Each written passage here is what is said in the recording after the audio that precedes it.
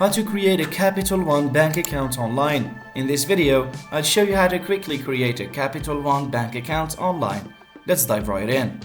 Open your browser and go to www.capitalone.com. On the homepage, click on the Open an Account button and to start the registration process. Capital One offers several types of accounts such as checking, savings, or credit cards. Select the account that fits your needs. You'll need to fill in some personal information like your name, address, phone number, email, and social security number. Set up a username and a strong password to secure your account. Read the terms and conditions and check the box to agree to them before proceeding.